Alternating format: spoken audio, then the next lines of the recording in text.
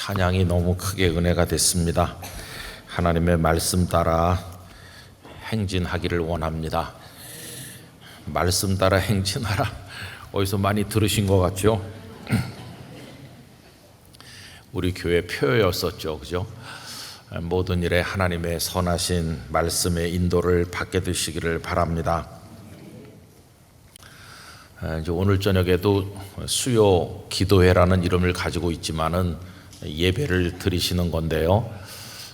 예배를 드리시고 집에 돌아가실 때 마음이 어떠하신지 모르겠습니다. 주일날 성도님들은 한 번 내지 두 번 예배를 드리실 텐데 저는 예배를 최소 6번 드립니다. 1부에서 5부까지 예배를 드리고 또 찬양 예배 드리고 근데 그 예배가 여러분 다 다릅니다. 1부 예배는 1부 예배대로, 2부 예배는 2부 예배대로 다 달라요. 그 다음에 또 저는 설교를 하니까 그게 잘 되는 게 좀 잘 된다고 그러면 말이 이상하지만은 설교가 하나님의 영감의 인도를 이렇게 받아가지고 저도 은혜가 되고 이렇게 그런 게 있어요. 근데 성도님들은 몇 부 예배를 붙박이로 오시는지 잘 모르겠는데 어떤 때는 일부 예배가 아주 은혜가 될 때가 있어요. 그저 인간적으로 생각해 보면 일부 예배는 저 김 목사가 워밍업을 하는 시간이다. 한 3부 예배쯤 돼야 이게 좀 익숙해 가지고 더 잘 되는 거 아닌가. 그렇게 생각하면 5부가 제일 잘 되겠죠. 5번째 하니까 익숙하게. 근데 꼭 그런 것도 아니에요. 4부 예배는 그래도 4번째 하니까 어느 정도 익숙할 것 같지만은 그때는 또 밥 먹고 나서 다 졸린 시간이고. 근데 주일날 예배가 다 다릅니다. 그래서 매주 달라요, 매주. 성도님들이 여러분 참여하시는 예배에서 다 성령님의 이끄심 가운데 은혜를 받게 되시기를 바랍니다. 모든 예배가 다 귀한 거죠. 그리고 이제 찬양 예배를 끝내고 이제 예배 끝나고 가면은 빨리 가는 날이고 또 예배 마친 다음에 뭐 이런 거 저런 거 일들이 더 해야 될 일이 있을 때도 있어요. 그러면은 집에 가면은 제일 어떤 느낌이 제 마음속에 들까요? 목사의 마음속에 주일 저녁에 예배 마치고 갈 때 드는 느낌, 그거는 뭐 설교를 잘했든 못했든 상관없이 홀가분함이에요. 야, 오늘도 다 했다 이렇게. 근데 뭐 홀가분함이라고 하는 느낌은 저만 가지는 건 아닐 것 같습니다. 우리 성도님들도 야, 오늘 주일인데 하면서 새벽 일찍 일어나셔서 준비하셔서 그래서 또 교회 오시기까지 거리가 멀고 한데 오셔서들 얼마나 예배를 기쁨으로 드리십니까? 그리고 또 부서에서 맡은 일들을 하시는 분들이 많잖아요. 또 찬양대 하시는 분들, 또 교회학교 교사 하시는 분들, 뭐 재직 부서에 일하시는 분들도 계시고 아마 저는 여기서 예배를 드리지만 바깥에서는 더 바쁘게 움직이시는 분들이 많으실 것 같아요. 예배 마치고 저 뒤에 인사하러 나가면 이 뙤약볕 아래에 새 가족 그거 팻말 들고 서 계신 집사님들도 계시고 다들 수고가 많으시죠. 그러니까 누구를 막론하고 주일 저녁에 집에 도착하시면 다 예배 잘 드리고 왔다고 하는 홀가분함이 크실 것이다. 또 요즘같이 날씨가 무더운 날은 집에 문 열고 들어가기가 무섭게 냉수 한 컵 벌컥벌컥 드시고 샤워부터 하시고 아마 그렇게 주일 저녁을 맞이하시는 게 아닌가 하는 생각이 듭니다. 근데 여러분 예배가 끝나고 이렇게 돌아가실 때 혹은 집에 도착하셨을 때 홀가분함만 있어가지고는 안 되겠죠. 그죠? 홀가분함은 꼭 예배가 아니더라도 뭐 회사에 가서 일을 한 다음에도 홀가분함은 있는 거니까 단순히 그런 느낌 가지고는 안 될 것 같고 저는 오늘 이 말씀을 통해서 우리 마음에 한 가지 소원, 기도 제목을 가지게 되는데 예배를 끝나고 집에 돌아갈 때 우리 마음에 하늘의 기쁨이 가득하길 원합니다. 이건 홀가분한 거하고는 다른 거예요. 정말 기쁘다. 이 기쁨, 세상에서 얻을 수 없는 기쁨. 이제 그동안에 우리가 그 에티오피아 관리에 관해서 좀 이야기를 하고 있는 건데, 여러분, 이분이 예루살렘까지 왕복 한 8,000km쯤 되는 먼 거리를 걸어서 예배하러 왔다 가는 거 아닙니까? 그런데 돌아가는 길에 수레 위에서 하나님의 말씀, 특별히 이사야서를 읽게 됐어요. 오늘 우리식으로 말하면 이사야 53장인데, 근데 지도해 주는 사람이 없기 때문에 그 내용을 제대로 이해하지 못하고 있었는데, 하나님께서 그를 사랑하셔서 사마리아에서 말씀을 전하고 계시던 빌립을 보내셨죠. 그래서 빌립이 수레에 타고 이제 이사야서의 말씀으로 시작해가지고 예수 그리스도가 누구이신지 그 구원의 진리를 다 설명을 한 겁니다. 이렇게 했더니 그 에티오피아 관리가 진리에 대해서 눈이 열렸어요.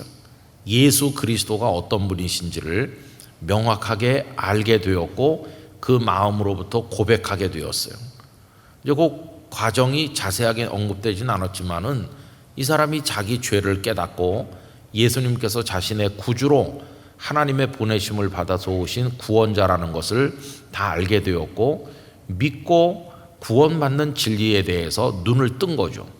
이렇게 이제 수레를 타고 가고 있는데 물이 있는 곳에 도착을 하니까 이 사람이 대뜸 빌립에게 내가 세례를 받고 싶다고 하는 거예요. 내가 세례를 받는데 무슨 거리낌이 있겠느냐, 이렇게 얘기하잖아요. 여러분, 36절 우리 다 같이 읽어봅시다.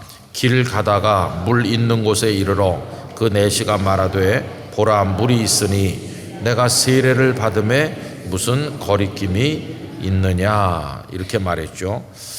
여기 거리낌이라고 번역된 이 단어는 어떤 방해, 걸림돌, 이제 그런 걸 말하는 건데, 내가 세례 받는데 무슨 방해가 있겠느냐, 어떤 금지사항, 내가 받으면 안 되는 어떤 뭐 그런 게 있습니까? 그런 게 없다면 내가 여기서 세례를 받고 싶습니다, 이렇게 말하는 거죠. 보라, 물이 있으니. 여러분, 물이 있다는 거예요. 근데 세례를 받기 위해서는 물만 있어 가지고 됩니까? 아니죠. 물보다 더 중요한 게 뭘까요? 믿음이 있어야 되는 거죠. 그 사람이 예수 그리스도를 믿으니까 세례를 주는 거지, 믿음 없이 물만 있다고 아무나 그냥 와서 세례 받으라 이럴 수는 없잖아요. 그러니까 세례라는 거룩한 예식에 있어서 핵심은 거기 물이 있느냐가 아니고 그의 마음속에 예수님을 구주로 믿는 믿음이 있느냐, 이게 중요한 거겠죠. 요즘에 우리 교회도 뭐 군선교 옛날부터 한경직 목사님 때부터 열심히 하셨고 다들 그렇게 하고 계시는데, 그래서 훈련소 같은 데서 이제 대대적으로 세례를 베풀잖아요. 근데 아무래도 교회에서 베푸는 세례보다 군 부대에서 베푸는 세례는 짧은 기간에 교육이 좀 부실하고 형식적으로 될 가능성이 많이 있어요. 그게 이제 아쉬운 건데, 제가 부산에서 목회를 할 때 어떤 젊은이가 와가지고 이제 열심히 교회 오더니 세례를 행할 때가 됐는데 절 찾아왔더라고요. 목사님, 제가 이번에 와서 여기서 신앙생활 하면서 교회가 세례 교육을 하고 세례 베푸는 걸 옆에서 보니까 제가 군대에서 받은 세례는 가짜인 것 같습니다. 그러면서 진지하게 하는 말이, 저 여기서 세례 한번 다시 받으면 안 되겠냐고. 그래서 제가, 아니, 세례는 받고 또 받고 그러는 게 아니고 평생에 한 번 받는 겁니다. 그러니까 형제가 그 세례가 부실했다는 생각이 들면은 안타까워할 게 없이 지금 형제님 마음속에 하나님을 굳건하게 믿는 믿음만 있으면 되는 거라고. 그 머리에다 물 한 번 더 한다고 해서 뭐가 되는 게 아니고 믿음이 중요한 거라고 이렇게 잘 설득을 하고 가르쳐 드렸어요. 근데 중요한 것은 물이 있냐가 중요한 게 아니고 세례를 받을 만한 믿음이 있느냐가 중요한 거죠. 근데 지금 이 사람은 믿음이 생긴 겁니다. 믿음이 생겼기 때문에 세례를 받고 싶은 간절함이 생겼고, 그 간절함이 있던 차에 가다 보니까 물이 있거든요. 그러니까 이제 세례를 받고 싶다 이렇게 얘기한 거예요. 믿음 없이 받는 세례, 믿음 없이 드리는 예배, 믿음 없이 하는 헌신, 이게 다 잘못된 거죠. 여러분, 우리가 무슨 일을 하든지 주님 앞에서 행하는 모든 것에 믿음이 전제되어야 하는 것이에요. 확실한 믿음으로 예수님을 우리의 구주로 고백하고 섬김과 예배 모두가 믿음에서부터 우러나는 것이 되기를 바랍니다. 여러분, 물이 있으니까 이제 세례를 받는다고 표현을 했는데 세례가 이게 형식이 동일하지 않아요. 그죠?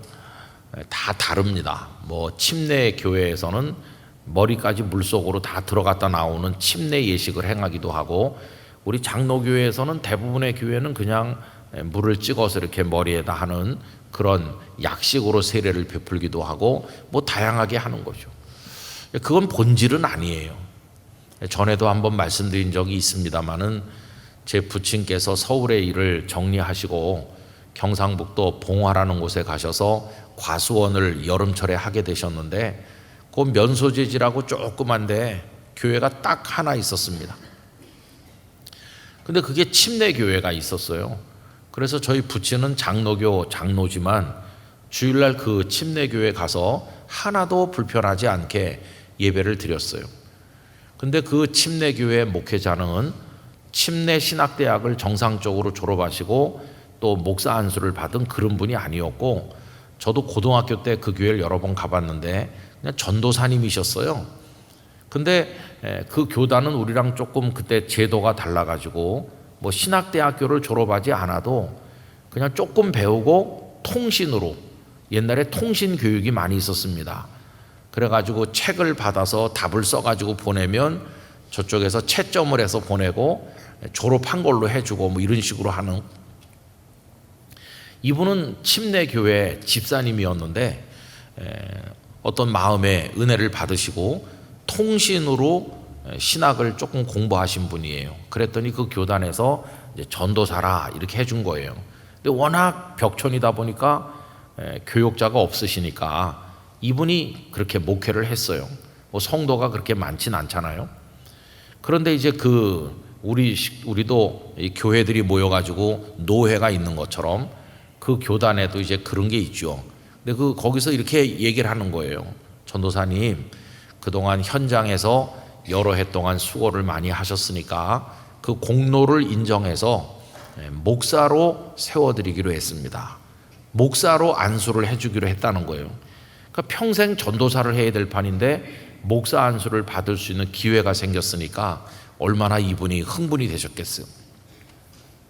그런데 그 위에 그 어른 목사님들이 하시는 말씀이, 이제 이 교회도 목사님이 생기면은 장로님이 한 분 있는 게 좋겠다고. 근데 그때는 장로라는 단어를 안 쓰고 안수집사라고 합니다. 그때 침례교회에서는.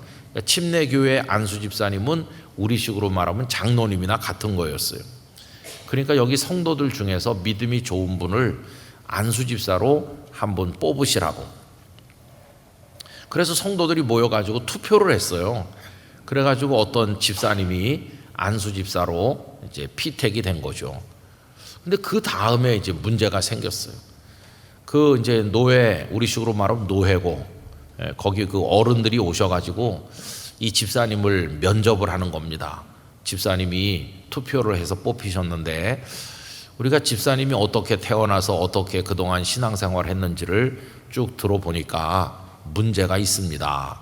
그러니까 그 집사님이 무슨 문제가 있습니까? 그러니까 우리는 침례교회인데 집사님은 침례를 받은 게 아니고 세례를 받으셨네요. 그러니까 이게 문제입니다. 그러는 거예요. 그러니까 그 집사님이, 아니 세례나 침례나 다 똑같은데 뭐가 문제입니까? 그러는. 이 집사님이 사연이 많은 분이에요. 요만했을 때, 지금은 뭐 다 우리나라에서는 없어졌지만은 이분이 나병 환자가 된 거예요. 어렸을 때.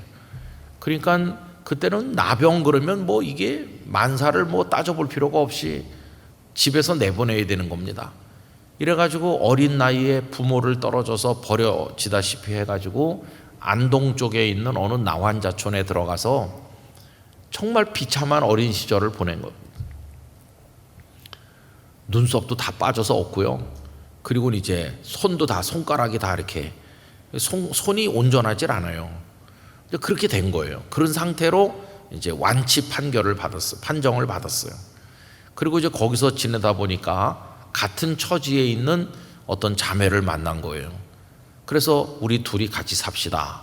이래가지고 거기서 결혼을 했어요. 그리고는 이제 완치 판결을 받았기 때문에 이제 거기 더 살지 않고 일반 동네로 나와서 농사를 지으면서 사시는 거예요.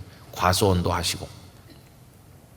근데 믿음이 참 좋습니다. 왜 그러냐 하면은 이게 보통 사람하고 다르잖아요. 내가 죽을 건데 하나님이 살려주셨고, 그 버려져 가지고 그 나환자촌에 들어갔을 때는 희망은 하나님 한 분밖에 없거든요.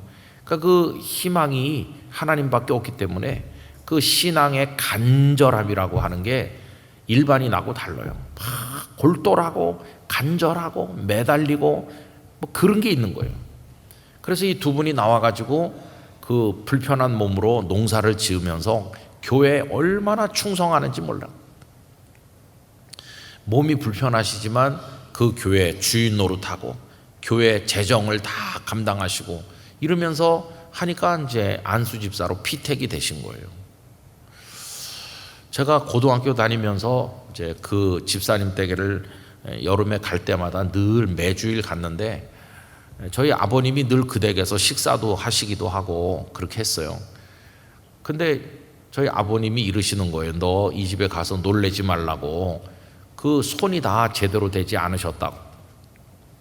제가 아버님 말씀을 들었기 때문에 가서 인사를 꾸벅 드리고, 그분이 굉장히 이렇게 뭐라고 할까요? 반가워하지만 손을 내밀진 않아요. 왜냐하면 손을 내밀면 이게 이렇게 상대방이 어떤 반응을 보일까 불편한 거죠. 그래서 저는 아버님 말씀을 다 들었기 때문에 이분들이 뭐 다 완치된 분이고 아무 흑이 없으니까 스스럼 없이 그 집에 가서 같이 먹고 또 같이 지내고 뭐 거기서 잠자는 날도 있고, 또 그 집사님이 저를 좋아해 주셔서 이렇게 하니까 너무나 고마워하시면서 참 사랑해 주셨어요. 근데 이제 이 집사님이 침례 받은 게 아니고 세례 받았다고 이 어른들이 말씀하는 거예요. 그러면서 조건을 제시했어요. 만약에 안수 집사가 되고 싶으면 침례를 다시 받으라. 이렇게 하니까 이분이 거절했어요. 예수님을 내 구주로 믿은 지가 몇십 년인데 나 그런 거 메우고 싶지 않다. 저희 아버님이 중간에서 그 목사님들 만나가지고 설득을 많이 하셨다고 그래요. 무슨 차이가 있느냐고. 난 장로지만 여기 와서 편안하게 신앙생활 잘하고 있고, 저분도 목사님이 되셔야 되고 이분도 이렇게 되셔야 되는데 그거 가지고 따지지 마시라고. 근데 여러분 참 안타깝게도 결국은 이게 해결이 안 됐어요. 그래서 상처만 다 깊게 만들었어. 상처만. 그래서 이 집사님이 결국은 이렇게까지 편협한 교회에 나는 다니지 않겠다. 따로 나와가지고 장로교를 하나 만들었어요. 그리고 조그마한 손바닥만한, 요새 시골의 인구가 얼마나 감소합니까? 그러지 않아도 적은 동네에 요새 가보면 사람이 더 없는데 개울 하나 사이에 두고 이쪽은 침례교회 저쪽은 장로교회. 아이 참 마음이 너무나 아파요. 저 그걸 이제 학생 시절에 보고 야 정말 심각하구나, 그런 걸 제가 느낀 적이 있는데, 이때도 이제 뭐 이렇게 침례를 했는지. 근데 우리 선배들은요 이렇게 편협하지 않았어요. 2세기에 기록된 것으로 생각되는 디다케라는 고대 문서가 있습니다. 이게 발견된 거는 그리 오래된 건 아닌데, 이 디다케라는 문서가 만들어진 거는 2세기니까 굉장히 오래된 거죠. 근데 거기 보면은 이 세례에 관한 얘기가 나와요. 근데 그 우리 선배들은 믿음이 중요하지 형식은 중요하지 않다고 생각했어요. 이런 식으로 말하고 있습니다. 흐르는 물이 있으면 흐르는 물에서 하고, 여러분 예수님께서 요단강에서 세례를 받으셨으니까 흐르는 물이잖아요. 흐르는 물이 있으면 흐르는 물에서 하고, 흐르는 물이 없으면 고여있는 물에서 하고, 고여있는 물도 물이 많으면 뭐 침내를 해도 되지만 없으면 그릇에 떠다가 해도 되고, 찬물이 있으면 찬물로 하고 찬물도 없으면 더운 물도 괜찮다. 그런 얘기가 그 디다케에 쭉 나옵니다. 여러분, 우리 선배들은 형식에 매이지 않았어요. 그런데 요즘에 와가지고 오히려 그런 걸 더 따지는 거예요. 참 안타깝잖아요. 어쨌든 이 에티오피아 관리가 거기서 세례를 받게 된 거예요. 여러분들도 다 세례를 받으셨을 텐데 세례 받으신 기쁨이 얼마나 크셨었나요? 그냥 덤덤하셨나요? 아니면 그게 감격이셨나요? 우리가 세례를 받아서 구원받는다고 하는 건 정말 놀라운 일이죠. 저는 교회에서 많은 세례를 베풀고 했지만은 정말 감격해하는 사람을 그렇게 많이 보진 못한 것 같습니다.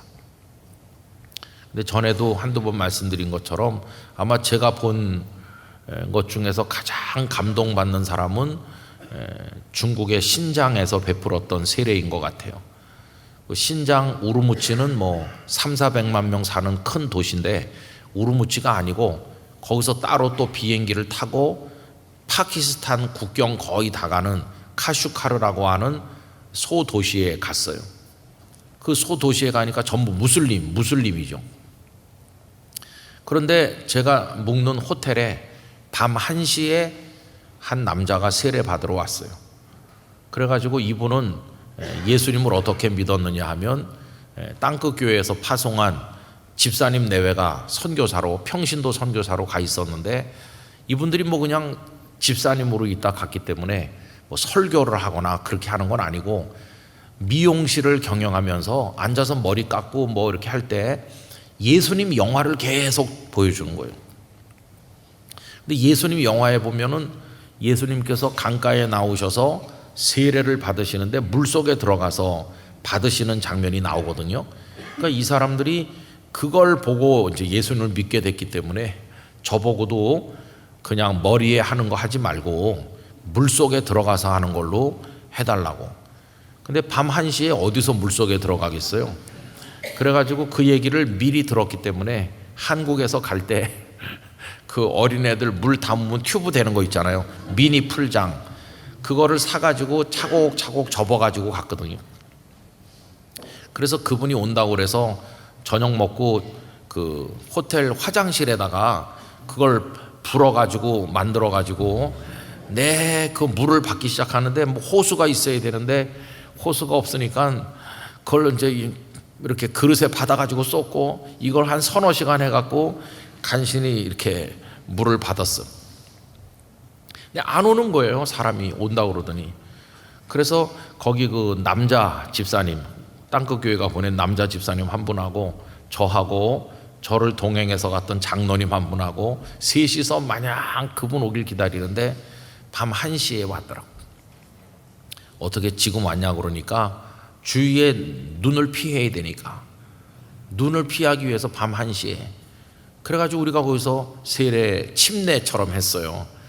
근데 시장에서 그분이 갈아입을 옷을 다 미리 사갖고 갔거든요. 반바지 비슷한 거 사고 이렇게 티셔츠 같은 거 사가지고 옷을 갈아입게 하고 이렇게 했는데 어휴, 그 예배를 드리고 그 화장실에서 예배를 드리고 화장실에서 이제 그걸 하고 그분이 얼마나 우는지 그 구원의 감격이 그분에게 그렇게 임하는 거예요. 너무 감격해하고 울면서 나중에 이렇게 말하는 거예요. 제가 입었던 이 옷을 줄 수 있느냐고. 그 당연히 드리려고 갖고 온 겁니다. 그랬더니 내가 이거 가져가서 평생 보존하면서 내가 하나님의 아들이 됐다. 이거 잊지 않겠습니다. 정말 감동적인 밤이었어요. 그리고 이제 거기서 또 비행기를 타고 1시간 정도 가는 또 다른 도시에 갔는데 이번에는 어머니, 친정 어머니하고 딸이 모녀가 왔어요. 그 어머니는 뭐 한 60은 됐겠죠. 그 딸은 젊더라고요. 근데 이 딸의 얼굴에 막 피가 나고 그러더라고요. 왜 그러냐 그랬더니 남편한테 발각이 됐어. 예수 믿는다고. 그래서 얻어맞고 상처가 나서 피가 나는. 근데 왔더라고요. 예수 믿다 죽어도 좋겠다고 그러면서 왔다는 거예요. 이 밤에 죽어도 괜찮아요. 그러면서. 그래서 그 친정 어머니하고 그 따님이 또 거기서 이제 세례 예식을 했는데, 저는 그분들을 보면서 이 구원받은 감격이 이분들에게 그렇게 크구나. 정말 그 밤에 우리 모두가 은혜를 받았어요. 우리 모두가 은혜를 받고 잊을 수가 없는. 근데 이 에디오피아인 관리가 거기서 세례를 받고는 그런 감동이 있는 거예요. 감동. 여러분, 오늘 말씀의 핵심이 저는 그 39절에 있다고 생각합니다. 다 같이 읽어봅시다. 둘이 물에서 올라올새 주의 영이 빌립을 이끌어 간지라. 내시는 기쁘게 길을 가므로 그를 다시 보지 못하니라. 할렐루야. 그 빌립 얘기는 다음 수요일 날 또 생각해 보기로 하고요. 거기 줄을 치셔서 기억하시면 좋을 말씀이 있어요. 그 에디오피아 내시가 어떻게 길을 간다고요? 기쁘게 길을 간다는 거예요. 기쁘게. 이분이 에디오피아에서 출발해서 지금 예루살렘에 왔다 가는 목적이 뭐였습니까? 예배였어요. 그 예배를 마치고 지금 돌아가는 길이잖아요. 그런데 빌립을 만나서 예수님을 알게 됐고 세례를 받게 되고 난 결과가 뭡니까? 기쁨인 거예요. 기쁨. 저는 예배에 성공한다는 말을 요새 가끔 우리가 쓰는데, 예배에 성공한다는 말은 좀 말이 안 맞는 말이기도 한 것 같아요. 뭐 예배에 성공하는 게 뭐냐, 좀 이상한 표현이에요. 사실은 좋은 예배가 뭘까 이렇게 물어보면 좋겠는데, 좋은 예배는 하나님께서 받으시는 예배죠. 그죠? 그게 이제 굳이 말하자면 예배에 성공한 거겠죠. 그 아벨의 제물을 하나님 받으신 것처럼 하나님이 나의 예배를 받으셨다. 이게 이제 제일 중요한 것일 테고, 두 번째로 중요한 게 있다면 예배를 드린 내가 기뻐야 되는 거예요. 여기 에디오피아 이분은 기쁨으로 길을 간다는 거예요. 수천 킬로를 돌아가야 되는데 그 가는 길이 기쁨인 거예요. 우리가 주일날 와서 예배를 드리고 교회 봉사도 하고 이러고 집에 가는데 버스에 올라타면서 죽겠다. 그러면서 오늘도 교회에서 받은 상처밖에 생각이 안 나고, 그 권사 그 못돼 가지고 왜 나한테만 그렇게 퍼붓지? 아니 장로님 왜 나만 이렇게 가지고 들들 볶는 거야? 이러면서 원한에 사무쳐 가지고 집에 가면은 이게 예배가 제대로 된 게 아니죠. 그래서 제가 이 말씀을 읽다가 소원이 생겼어요. 하나님, 우리 영락교회 모든 성도들은 예배를 마치고 집에 갈 때 이분처럼 가게 해주세요. 기쁘게 가게 해주세요. 기쁨. 그럼 뭐가 생겼습니까? 이분에게 구원의 은혜가 생긴 거예요. 그리고 달리 말해보면은 예수님을 모시고 가게 된 거예요. 예수님을. 이분이 예루살렘에 와서 드린 예배는 어떤 예배였습니까? 그건 엉망 예배예요. 말씀드린 것처럼 이 사람 이방 사람이기 때문에 그 성막 그 안쪽으로 들어갈 수도 없고, 이스라엘 남자들이 가는데도 못 가고, 이스라엘 여성들이 가는데도 못 가고, 저 바깥에 이방인의 뜰에서 바라보기만 한 거예요. 얼마나 이게 멋쩍고 어색하고 또 자존심 상하고, 이분이 신분이 높은 사람인데 와가지고 이방인이라고 멸시당하고, 그래도 나는 하나님께 경배하고 싶다. 그래서 그 먼 길을 왔는데 거기서 괄시받고 거기서 정말 차별당한 거잖아요. 그러나 이제는 이분의 마음속에 그로 인한 섭섭함, 그로 인한 분노 이런 건 다 사라졌어요. 왜냐하면 주님을 발견했거든요. 주님을 얻었거든요. 그래서 이제 이 사람이 다시 예루살렘에 올 필요가 없게 된 거예요. 그런 멸시를 받으면서. 왜냐하면 이 사람이 사는 에디오피아에, 그가 일하는 사무실에, 그의 집에, 그의 마음에 늘 구원의 주님이 함께 계시기 때문에 이제는 주님과 함께. 그래서 고린도전서 3장 16절에 우리가 하나님의 성전이라고 하시면서 우리 안에 하나님의 성령이 거주하신다고 그랬잖아요. 이 사람은 주님과 함께 가게 된 거예요. 예배를 마치고 돌아가는 우리 모습이 그래야 될 줄로 믿습니다. 이분이 에디오피아에 돌아가서 얼마나 더 그 높은 자리에 있었는지는 모르겠어요. 그런데 이분도 나이가 들면 언젠가 그 관직을 내려놓고 물러났을 텐데, 그러면 관직에서 물러났기 때문에 권력에서 내려왔기 때문에 이제는 인생이 살기가 싫다. 왜 인생이 너무나도 비참하다 그랬을까요? 아닙니다. 이제는 주님이 그의 마음에 계시기 때문에 바깥 환경이 어떻게 되든 나이가 들어서 늙어가든 뭐 관직에서 내려오든 어떻든 어떤 변화가 있어도 그 주님으로 인하여 기뻐할 수 있는 가장 훌륭한 예배자가 된 것이에요. 우리가 예배를 마치고 돌아갈 때 기쁨이 있어야 된다면 바로 이런 기쁨이라고 믿습니다. 주일 저녁에 집에 가서 1시간쯤 있으면요, 우리 최한윤 목사님이 저한테 카톡을 매주 보내주거든요. 그 카톡에 보면 목사님 오늘 성도들 출석 상황입니다. 그러면서 일부에 본당 1층에는 몇 명이 앉으셨고 본당 2층에는 몇 명이 앉으셨고 2부는 어떻고 뭐 배대례는 몇 분이 앉으셨고 선교관 뭐 배단위 홀 1층 2층 이래가지고 합계 얼마 찬양 예배까지 총 오늘 몇 분이 예배 오셨습니다. 이런 거를 도표로 만들어 갖고 보내주거든요. 목사의 기쁨이 뭐겠어요? 지난 주일 이렇게 보니까 출석이 좀 줄었어요. 왜 그러냐 하면은 워낙 더워서 우리 할머님들은 못 오시는 거예요. 바깥에 나올 수가 없어요. 다 이해가 돼요. 또 영상으로 보면 더 잘 보인다고 그러시고 다 이해가 돼요. 또 휴가철이고 어디 출타한 분도 많고. 목사의 기쁨이 뭐겠어요? 야, 지난주보다 오늘 많이 오셨어. 그래서 목사의 기쁨이 될 수 있겠죠, 물론. 그러나 그건 진정한 기쁨은 아니에요. 여러분, 진짜 기쁨은 뭐겠어요? 주님을 만나는 거예요. 예배를 통해서. 우리 모든 예배에서 주님을 만나시기를 축복합니다. 그리고 집에 돌아갈 때 그 주님과 함께 가는 거예요. 주님과 함께. 그래서 이분이 기쁘게 길을 가는 것처럼 이제 우리의 남아있는 인생길이 예배를 마치고 주님 만나고 주님과 함께 돌아가는 그런 길이 되기를 기원합니다. 그래서 내 삶의 환경이 어렵고 힘들어도 주님 한 분으로 위로받고 기쁨을 얻는 것이죠. 저는 오늘 예배 들어오기 전에 참 마음에 은혜를 받았어요. 왜 그러냐 하면은 한 목사님 가정을 잠깐 만났거든요. 우리 일려전도에서 그 교회를 조금 도와서 자그마한 선교센터를 얼마 전에 짓고 지나간 주간에 헌당 예배를 드렸습니다. 그리고 목사님 가정이 서울에 오실 일이 있어서 오셨다가 오늘 이 예배 같이 참석하셨어요.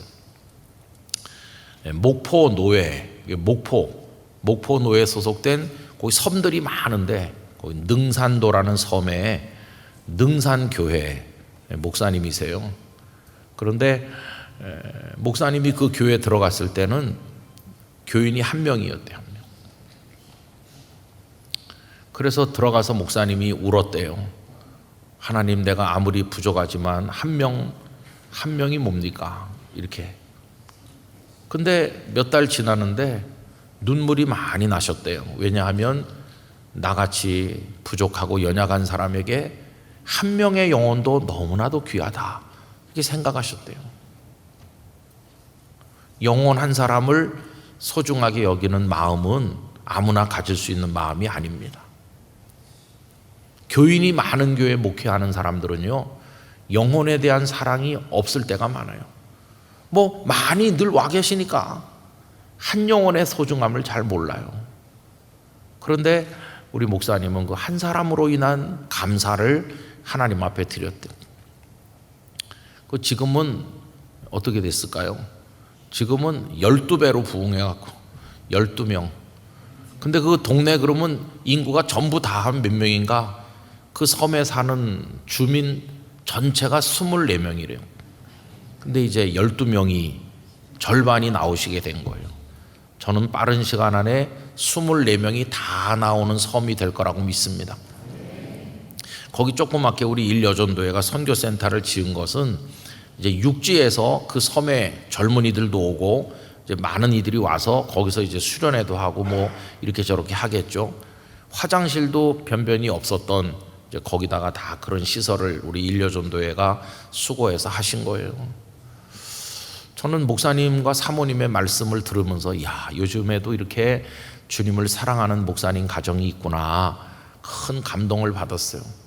또 이번에 오신 것은 이제 아들이 하나 있는데, 아들이 하나님 특별한 은혜를 주셔서 피아노를 잘 친다는 거예요. 거기서 뭐 누가 지도해 주는 것도 아닌데 혼자서 얼마나 잘 치는지 제가 깜짝 놀랐어요. 그 여기 와가지고 우리나라의 저명한 피아노 가르치시는 교수님도 만났고, 또 줄리어드 음대 피아노 가르치는 교수님도 누가 연결해줘 갖고 오늘 만나서 그분들 앞에서 피아노를 쳐봤다는 거예요. 그랬더니 그분들이 똑같은 얘기를 했는데 최고조에 도달해 있어서 해줄 게 없다고, 그냥 자유롭게 치다가 나중에 등장하면 된다고 그랬대. 이런 특별한 재능을 또 아들에게 주신 거예요. 여러분, 저는 목사님을 한 30분 만났는데 그 한 30분 동안에 그 목사님 가족들의 모습 속에서 예수님을 모시고 사는 기쁨, 그런 거를 읽어볼 수가 있었어요. 참 너무나 감동받았어요. 그래서 이 예배 들어오기 전에 저는 부흥에 참석하고 온 것 같은 기쁨을 얻었어요. 여러분, 그 목사님 가족을 위해서 우리가 박수를 한번 할 만하죠? 한번 일어나 보세요.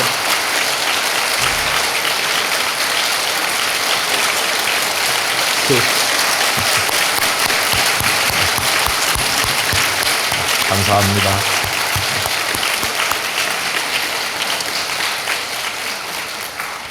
여러분들이 기억하시고 기도해 주시기 바랍니다. 능산교회 박철웅 목사님이신데 그 세 식구뿐이에요.